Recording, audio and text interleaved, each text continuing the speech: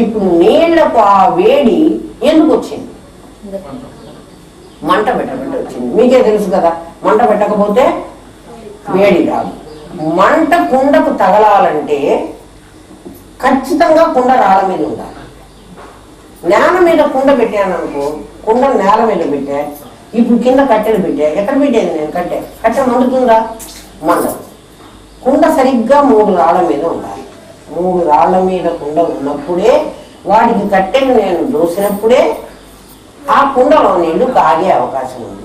ఇప్పుడు నేను ఈ ప్రపంచంలోకి వచ్చాను, నా ల్యాప్టాప్ నాతో ఉంది అన్నట్టుగా నా కుండ నాతో ఉంది, నా అడవి నాకే ఉంది, నా 3 రాళ్ళు నాకున్నాయి. నా 3 రాళ్ళు ఏమిటి?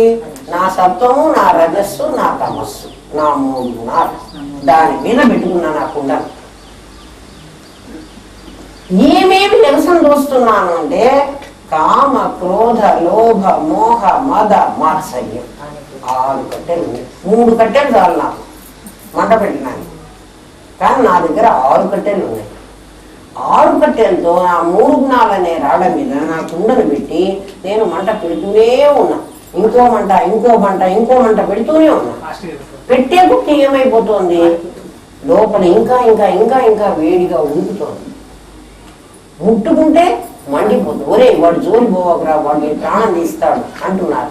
ఎందుకు నాకు ఆ ప్రాణం తీసేటువంటి స్వభావం వచ్చింది? నాకెందుకు? నేను ముందు అసలు ఆత్మస్వరూపుణ్ణి అన్నాడు కదా, నేను మంచివాడిని కదా. అటువంటి నాకు ఇదేమిటి గుణం? ఇది ఎందుకు వచ్చింది?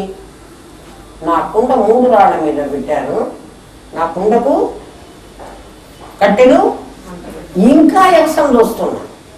ఒకదాంతో నేను తృప్తి పడలే. ఈషణత్రయాలు అనేటువంటి వాటికి ఎంత కట్టెలు మంట ఎగసం దోస్తే అంత అవి పెరుగుతూ ఉన్నాయి. పెరుగుతున్నాయా? నెయ్యి పోస్తే ఏమవుతుంది? నెయ్యి పోస్తే నిప్పు ఇంకా ఇంకా మండుతుంది. కిరసనాయిలు పోస్తే ఇంకా మండుతుంది. దగ్గర ఉన్న వాటిని కూడా మంట పెట్టేస్తుంది.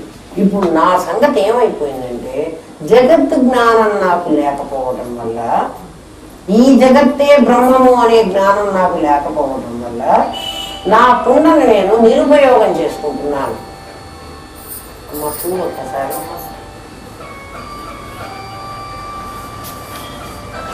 వేదాంతం వాళ్ళు ఎవరిన ఇల్లు కావాలని అడుగుతున్నాను. నాకు లేకపోవడం వల్ల జగత్తు నాకే తెలుసు.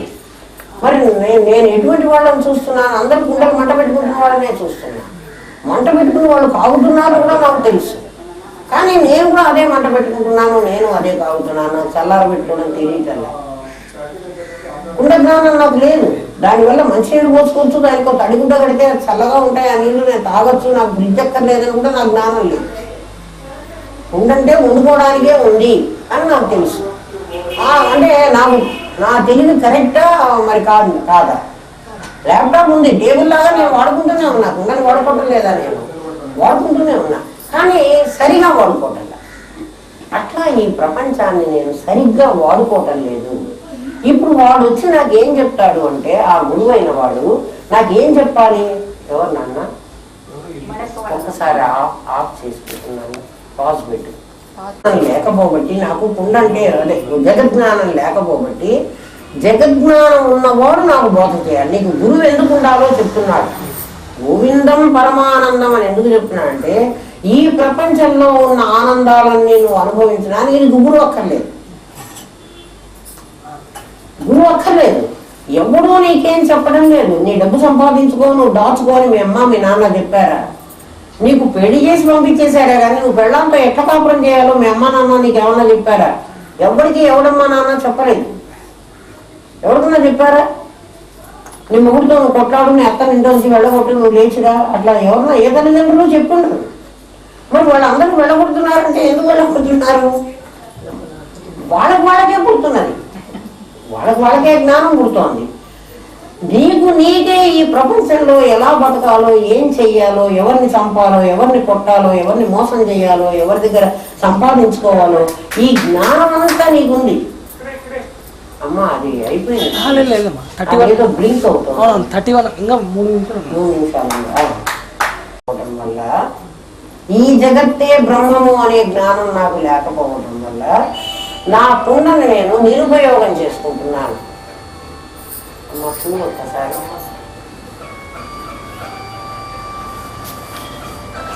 వేదాంతం వాళ్ళు ఎవరిన ఇల్లు కావాలని అడుగుతున్నాను నాకు లేకపోవడం వల్ల జగత్తు నాకే తెలుసు. మరి నేను ఎటువంటి వాళ్ళని చూస్తున్నాను? అందరు కుండలు మంట పెట్టుకుంటున్న వాళ్ళనే చూస్తున్నాను. మంట పెట్టుకుని వాళ్ళు కాగుతున్నారు కూడా నాకు తెలుసు. కానీ నేను కూడా అదే మంట పెట్టుకుంటున్నాను, నేను అదే కాగుతున్నాను. చల్లార పెట్టుకోవడం తెలియటల్లా. కుండ జ్ఞానం నాకు లేదు. దానివల్ల మంచినీళ్ళు పోసుకోవచ్చు, దానికో తడిగుడ్డ కడితే చల్లగా ఉంటాయి, ఆ నీళ్లు నేను తాగొచ్చు, నాకు బ్రిడ్జ్ ఎక్కర్లేదని కూడా నాకు జ్ఞానం లేదు. ఉండంటే వండుకోవడానికే ఉంది అని నాకు తెలుసు. అంటే నాకు నా తెలివి కరెక్టా మరి కాదా? ల్యాప్టాప్ ఉంది టేబుల్ లాగా నేను వాడుకుంటూనే ఉన్నా, కుండని వాడుకోవటం లేదా? నేను వాడుకుంటూనే ఉన్నా, కానీ సరిగా వాడుకోవటం. అట్లా ఈ ప్రపంచాన్ని నేను సరిగ్గా వాడుకోవటం లేదు. ఇప్పుడు వాడు వచ్చి నాకేం చెప్తాడు అంటే, ఆ గురువైన వాడు నాకేం చెప్పాలి? ఎవరు నాన్న? ఒకసారి ఆఫ్ చేసుకుంటున్నాను, పాజ్ పెట్టు. లేకపోబట్టి నాకు కుండ అంటే అదే జగజ్ఞానం లేకపోబట్టి, జగజ్ఞానం ఉన్నవాడు నాకు బోధ చేయాలి. నీకు గురువు ఎందుకు ఉండాలో చెప్తున్నాడు. గోవిందం పరమానందం అని ఎందుకు చెప్తున్నా అంటే, ఈ ప్రపంచంలో ఉన్న ఆనందాలన్నీ నువ్వు అనుభవించడానికి నీకు గురువు అక్కర్లేదు. గురువు అక్కర్లేదు. ఎవడూ నీకేం చెప్పడం లేదు. నీ డబ్బు సంపాదించుకో, నువ్వు దాచుకోని మీ అమ్మ మీ నాన్న చెప్పారా? నీకు పెళ్లి చేసి పంపించేశారా? కానీ నువ్వు పెళ్ళంతో ఎట్లా కాపురం చేయాలో మీ అమ్మ నాన్న నీకు ఏమన్నా చెప్పారా? ఎవరికి ఎవడమ్మా నాన్న చెప్పలేదు. ఎవరికన్నా చెప్పారా? నీ మొగుడితో నువ్వు కొట్లాడు, నీ అత్త నిండొచ్చి వెళ్ళగొట్టు, నువ్వు లేచిరా, అట్లా ఎవరన్నా ఏ తల్లిదండ్రులు చెప్పుండరు. మరి వాళ్ళందరూ వెళ్ళగొడుతున్నారంటే ఎందుకు వెళ్ళగొడుతున్నారు? వాళ్ళకే పుడుతున్నది, వాళ్ళకే జ్ఞానం పుడుతోంది. నీకే ఈ ప్రపంచంలో ఎలా బతకాలో, ఏం చెయ్యాలో, ఎవరిని చంపాలో, ఎవరిని కొట్టాలో, ఎవరిని మోసం చేయాలో, ఎవరి దగ్గర సంపాదించుకోవాలో ఈ జ్ఞానం అంతా నీకుంది. అమ్మా అది అయిపోయింది, ఏదో బ్లింక్ అవుతుంది. 31 ఇంకా 3 నిమిషాలు. మోసం చేయాలో, ఎవరి దగ్గర సంపాదించుకోవాలో ఈ జ్ఞానం అంతా నీకుంది. అమ్మా అది అయిపోయింది, ఏదో బ్లింక్ అవుతుంది. 31 ఇంకా 3 నిమిషాలు. పోయినా బతకగలవు, పొట్టలో ఇంకేదన్నా పోయినా బతకగలవు, అంటే ఏదో చేసి బతికించగలవు. నీకు కోమాలో వెళ్ళిపోతే అంటే శరీరాన్నంతా నడిపించేటువంటిది లోపల బ్రెయిన్లో, శిరస్సులోనే ఉంది. అందుకే హెల్మెట్ ఎందుకు పెట్టుకోమంటున్నాడు? తలకి దెబ్బ తగిలితే నేను నిన్ను కాపాడలేనురా. ఎక్కడ ఉన్నా నీకు దెబ్బ తగిలితే నేను నిన్ను రక్షించగలను. తలకి తగిలితే నేను రక్షించలేను. అంటే తల శరీరంలో ఉండే అన్ని పార్ట్స్ లోకి చాలా గొప్పది అని అర్థం. అటువంటిది వేదముల్లో అన్నిటికంటే ఆ తల లాంటి పార్ట్ ఏది అంటే ఉపనిషత్తు. వేదములు 4కి ఉపనిషత్తులే శిరోభూషణాలు. ఆ శిరోభూషణం ఏమిటి అంటే తత్వం అసి అనేటువంటి మహావాక్యం. ఇక్కడ తత్ అంటే ఈ కనబడుతున్న జగత్తు, త్వం అంటే నీవు, కనబడుతున్నటువంటి జగత్తు నీవు అసి పదంతో ఒకటే అంటున్నాడు. అప్పుడు నువ్వు బ్రహ్మం అయితే ఆ జగత్తు కూడా బ్రహ్మమే కావాలి. అది నువ్వు ఒకటి, నువ్వు బ్రహ్మము అని చెప్పాడు. అప్పుడు అది బ్రహ్మము కావద్దా? అది ఒక బ్రహ్మని ఇంకో బ్రహ్మం మోసం చేద్దామా? ఇంకొకరిని కొడదామా? ఇంకొకరిని తిడదామా? నువ్వు ఇంకేం చేయలేవు.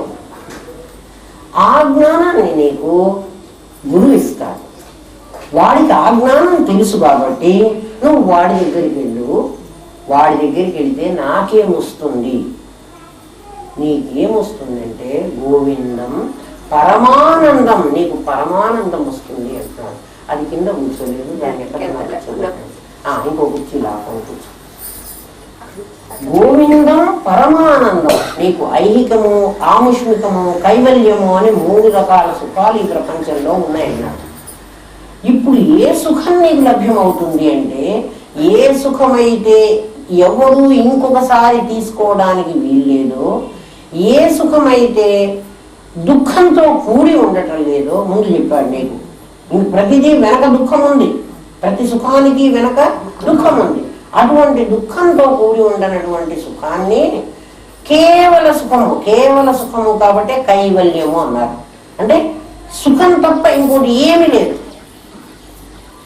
22 క్యారెట్స్ అన్నాడు. నీకు ఇంకో 2 క్యారెట్స్ ఇంకోటి ఏదో ఉంది, అది ఏమన్నా కలవని, అందులో ప్లాటినం కలవని, కాపర్ కలవని, సిల్వర్ కలవని, ఇది 22 క్యారెట్స్ అన్నాడు అనుకో, ఇంకో 2 క్యారెట్లు ఇంకేదో కలిసింది అని అర్థం. ఇది ప్యూర్ గోల్డ్ అన్నాడు అనుకో, ఇందులో ఇంకా ఏ విధమైనటువంటిది ఏమీ కలవలేదు, దానికి ఎంత బంగారానికి ఎంత విలువ ఉండాలో అంత విలువ ఉంది. ఐహిక సుఖాల్లో ఇహలోక సంబంధమైన సుఖములు మాత్రమే ఉన్నాయి. ల్యాప్టాప్ మీద టేబుల్ లాగా ఉపయోగించుకోవడానికి సుఖం ఉంది. ఎందుకంటే ఒళ్ళో పెట్టుకొని తింటాం కంటే ల్యాప్టాప్ మీద పెట్టుకొని తింటే బెటర్.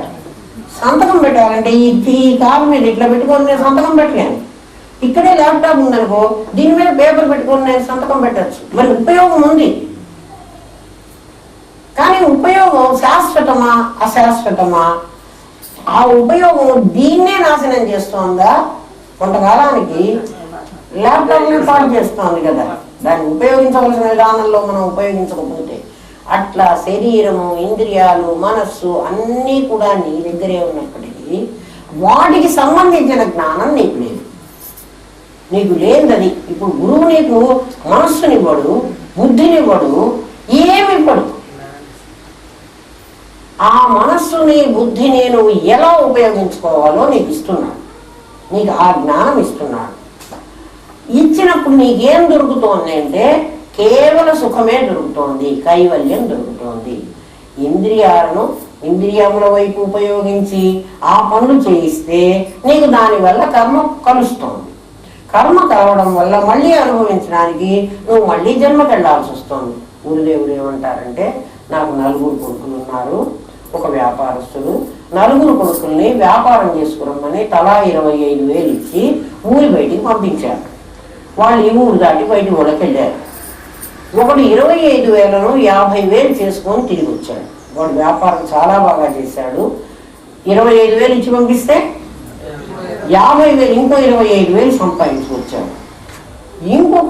ఇంకొక కొడుకు ఈ 25,000ను 75,000 చేశాడు. నాన్న, నువ్వు ఇచ్చిన 25,000 నువ్వు తీసేసుకో, నేను ఇంకా 50,000 ఎక్కువ తెచ్చాను, ఇది కూడా తీసుకో అని ఇచ్చాడు. ఒకడు 25,000కి ఇంకా కొంత అప్పు చేసుకొని 25,000 పోగొట్టుకొని ఇంకా కొంత అప్పు చేసుకొని మళ్ళీ వచ్చాడు. అప్పు మళ్ళీ పోయి తీర్చి రావాలి వాడు. ఒకడు 25,000 పోగొట్టుకుని పుట్టిగా ఇంటికి వచ్చాడు. మరి 25,000 ఇచ్చాడు. 4గురికి 25,000 ఇచ్చాడు. ఇప్పుడు ఈ తండ్రి మళ్ళీ వ్యాపారం చేయమని ఎవరిని పంపిస్తాడు? 75,000 సంపాదించిన వాడిని, నువ్వు బాగా వ్యాపారం చేసావురా, నువ్వు బాగా మళ్ళీ పోయిరా అని పంపిస్తాడు. నెక్స్ట్ ఎవరిని పంపిస్తాడు? 50,000 సంపాదించిన వాడిని పంపిస్తాడు. అంటే అసలు సంపాదించి అసలు ఇచ్చి దాంతో వాళ్ళు లాభం కూడా తెచ్చారు. ఈ అప్పు చేసిన వాడిని కూడా, వెధవా నువ్వు అప్పు చేసుకొని వచ్చావు, మళ్ళీ తీర్చడానికి మళ్ళీ పోయిరారా అని వీళ్ళు కూడా పంపిస్తాడు. 25,000 తెచ్చుకొని ఇంకా ఏమీ లేకుండా వాడు వచ్చాడు చూడు, అప్పు లేదు వాడికి, ఆస్తి లేదు, రెండూ లేవు. వీడిని ఇంకా నువ్వు వెళ్ళొద్దులే నాయన, నువ్వేదో నా దగ్గరే కొంపలో పడుండు, నేను నిన్నదేనో తిని ఇక్కడే ఉండు అంటాడు. పరమాత్మ కర్మ ఇచ్చి మన ఇక్కడికి ఈ ప్రపంచంలోకి పంపించాడు. మనం ఇంకా కాస్త కర్మ జోడించుకుని, అంటే ఆగామి కర్మ చేసుకుని లాభం అదే కదా, అది తీసుకుని మళ్ళీ వెళ్తున్నాం. మళ్ళీ వెళితే ఇప్పుడు ఏం చేయాలి? ఆయన మళ్ళీ పంపించద్దు. మరి నువ్వు కర్మ ఇంకా రెట్టింపు చేసుకొస్తున్నావు. ఈశ్వరత్రయాలు ఇక్కడ ఆస్తులు పెంచుకోవడం కాదు, ఇంకా రెట్టింపు కర్మ చేస్తున్నాడు. ఒక్కొక్కడు ఇది కాక ఆగామి కర్మ చాలా దండిగా చేస్తున్నాడు. ఇంకా బాకీలు తీర్చవలసిన వాడికి చాలా ఉన్నాయి. మళ్ళీ ఆ బాకీ తీర్చుకోవడానికి కూడా పరమాత్మ మళ్ళీ వెళ్ళమంటున్నాడు. నాలాంటి వాడొకడు కర్మ మొత్తం కడిగేసుకున్నాడు, ఇంకా వాడికి ఒక మిగల్చుకోలేదు. తెచ్చుకున్నాడు 25,000 అయిపోయినాయి, ఆస్తి లేదు, అప్పు లేదు. ఇప్పుడు మళ్ళీ పోతే పరమాత్మ ఏం చేస్తాడు? వీడికి ఎంత ఇచ్చి పంపించినా ఏం లాభం లేదు, అందుకని వెధవా నువ్వు పనికి రావురా, ఈ ప్రపంచంలో నీకు వేస్ట్, అందుకని నువ్వు నా దగ్గర ఎప్పుడు ఉండు అంటే వాడి దగ్గరే పెట్టుకుంటాడు. వాడు ఉన్నదో కలో గంజో అంబలో ఏదో ఇంకా తప్పదు కదా, వాడు ఏం చేసుకుంటాడు? కాబట్టి మనం సంపాదించుకునే కర్మను ఇంకా పెంచుకుని ఐహిక ఆముష్మిక సుఖాలు పెంచుకుని అలాగే పోదామా? ఇవన్నీ అక్కర్లేదు, తెచ్చుకున్న కర్మ కడుక్కుని ఇంకా ఇదైతే వచ్చింది అనుభవించాల్సిందే కదా. ఇప్పుడు వీడు కూడా ఈ 25,000 పోగొట్టుకుని ఇంటికి పోయేవాడు కూడా 25,000లో ఒక 1000 ఉన్నా వీడు పోడు. అది కూడా ఇంకా దీంట్లో కూడా వ్యాపారం చేద్దాం, ఇంకో 1000 వస్తే 1000 వ్యాపారం చేస్తే, ఏ గ్యాంబ్లింగో చేస్తే, ఏ హార్స్ వేసుకోపోతే 1000కి 10,000 వస్తే 10,000 సంపాదించుకుపోదాం అని ఆఖరి నిమిషం దాకా ఇందులోనే ఉంటాడు. మొత్తం పోయిన తర్వాత అప్పుడు వాడు పోతాడు. ఇప్పుడు చెప్తున్నాడు శంకరుడు, నాయన గోవిందం పరమానందం ఎందుకు వెళ్ళమంటున్నానంటే, నువ్వు తెచ్చుకున్నటువంటి కర్మని ఇంకా ఇంకా పెంచుకుని ఈశ్వరత్రయాల్లో పడి, ఎందుకంటే నీ దగ్గరే ఉంది, నువ్వు ఎక్కడో సంపాదించుకుని నీకు జగత్తు తెచ్చుకోక్కర్లేదు. నువ్వు పుట్టంగానే కళ్ళు తెరవగానే, నన్ను మొన్ననే ఎవరో చెప్తున్నారు, అమ్మ కళ్ళు తెచ్చి వాళ్ళ అమ్మని వాళ్ళ నాన్నని ఇట్లా చూస్తున్నట్ట వాడు. ఇప్పుడు పుట్టిన పిల్లవాడు కళ్ళు తెరిచి వాడికి అమ్మ నాన్న అని తెలిసిపోయింది చూస్తున్నాడు. అయితే వాడు చూడటం అబద్ధమా? వాడు చూశాడు. ఎందుకు చూశాడు అంటే, ఇంతవరకు గర్భ వాతావరణంలో ఇట్లా లోపల ముడుచుకోనుండి ఒక్కసారిగా విస్తృతమైనటువంటి ఈ చీకటిలో నుంచి ఇంత వెలుగు వచ్చేటప్పటికి వాడికి దిక్కుదోచగా వాడు చూస్తున్నాడు. వాడు అమ్మా నాన్న అని చూడలేదు. మరి అమ్మా నాన్న అని వీళ్ళెందుకు కొనుక్కుంటున్నారు? వీళ్ళ మోహం అట్లుంది. ఆనందం ఏమిటి ఆనందం అమ్మా? ఎంతో మంది వ్యాపారస్తులు హైదరాబాద్కు వస్తున్నారు, ఎంతమందో సాయంత్రం వ్యాపారం చేసుకొని వెళ్ళిపోతున్నారు. ఈ హైదరాబాద్కు కొన్ని కోట్ల రూపాయలు వస్తున్నాయి, ఇక్కడి నుంచి కొన్ని కోట్లు ఖర్చు అవుతున్నాయి. నీకేమిటి లాభం? వాడు ఈ ప్రపంచంలోకి వచ్చాడు, వాడి కర్మ మీద వాడు అనుభవించడానికి వచ్చాడు, వాడి కర్మ అనుభవించి వాడే వెళ్ళిపోతాడు.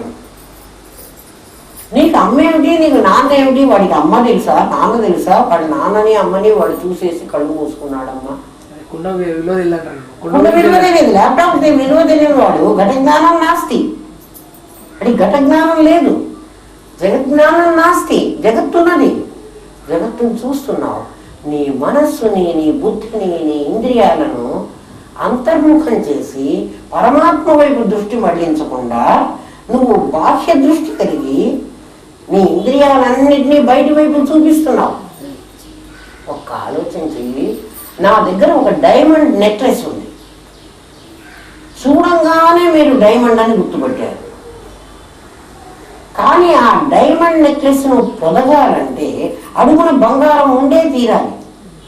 డైమండ్ నెక్లెస్ లో నీకు డైమండ్ మాత్రమే కనపడుతోంది, బంగారం కనపడనీయకుండా ఆ కంసారి వాడు తన నేర్పు కొద్దీ ఆ లోపలికి బంగారాన్ని దాచిపెట్టి కేవలం రాయి మాత్రమే కనపడేటట్టుగా చక్కటి చెక్కుని చెక్కాడు.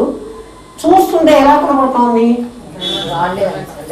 మీరు చెప్పడం కూడా డైమండ్ నెక్లెస్ అనే అంటున్నారు కదా, బంగారు నెక్లెస్ అంటాం లేదు. మరి ఆ డైమండ్ నిలబడాలంటే ఖచ్చితంగా బంగారం ఉండాలి. డైమండ్ ఊరికి ఎట్టానికి అతికించుకున్నాం ఆ మెడకు, ఇట్లా అతికించుకుంటే నిలబడుతుందా? నేను ముట్టుకుంటే అది మెడకి అతికించుకుంటామా? వాడు ఆ సినిమాలలో వాళ్ళు బొట్లు అతికించుకుంటున్నాడు, ఏం మొహాలకి ఏమో అతికించుకుంటున్నారు. టాటూస్ కాదు, అవి ఏమో మెరిసేవే, రాళ్లే అతికించుకుంటున్నారు. ఎక్కడంటే ఈ కంటి మీద ఇక్కడ ఏమిటో చూశాను నేను టీవీ, పిచ్చి రోగం ఉంటుంది. అట్లా ఏం అతికించుకోవట్లేదు కదా. దానికి బంగారం ఉంటేనే దాంట్లో వాడు కూర్చోబెడుతున్నాడు. ఆ బంగారం కనపట్టలేని కంసం వాడి దగ్గరికి తీసుకెళ్లి డైమండ్ నెక్లెస్ అయినా నేను మార్చాలి అనుకున్నామంటే వాడు ఒక్కసారి ఇట్లా పెళ్ళగించి తీసి ఆ అడుగులో ఉన్న బంగారం ఎంత ఉందో అది తూకం వేసి నువ్వు 10 లక్షల నెక్లెస్ నాదన్నా కూడా వాడేం చెబుతున్నాడు, ఇందులో 2 తులాల బంగారం ఉంది అని చెబుతున్నాడు. దాని విలువ వాడికి తెలిసింది. నీకు అలా జ్ఞానేంద్రియాలు కర్మేంద్రియాలు ఇట్లా గుచ్చి పెట్టాడు, అడుగున ఒక బంగారం అతుక్కుని పెట్టాడు. ఆధారం లేకపోతే ఇవి ఎక్కడ గుచ్చుదాం? ఆ లోపల ఉన్నటువంటి నీ మనస్సు, నీ ఇంద్రియాలు, నీ వ్యవహారం అంతా ఎటువైపు చూస్తోంది? బహిర్ముఖమై ఉంది, బయటికే చూస్తోంది. దానికి లోపల చూసే తెలివి రాలేదు. గురువు నీకేమిస్తున్నాడు అంటే నీ మనస్సుని ఎట్లా పని చేయించుకోవాలో చెబుతున్నాడు. నీ మనస్సు ఆలోచించిపోతున్నది, ఎట్లా ఆలోచించేసుకోవాలో చెబుతున్నాడు. నువ్వు చేసిన ఆలోచన ఎందుకు తప్పో చెబుతున్నాడు. ఎందుకు తప్పు? నువ్వు ఐహికమైన సుఖాలు కోరుతున్నావు, ఆకస్మికమైన సుఖాలు కోరుతున్నావు. ఏదో మేము హాస్పిటల్స్ కట్టించామండి, పుణ్యకార్యాలు చాలా చేశాము, స్కూల్స్ కట్టించాము, వృద్ధాశ్రమాలు కట్టించాము. ఏమిటి దానివల్ల నీకు? ఆకస్మికమైన సుఖం, స్వర్గమో నరకమో ఏదో పడాలి, అంతే కదా. పుణ్యకార్యాలు చేస్తే స్వర్గానికో నరకానికో పోవాలి, లేకపోతే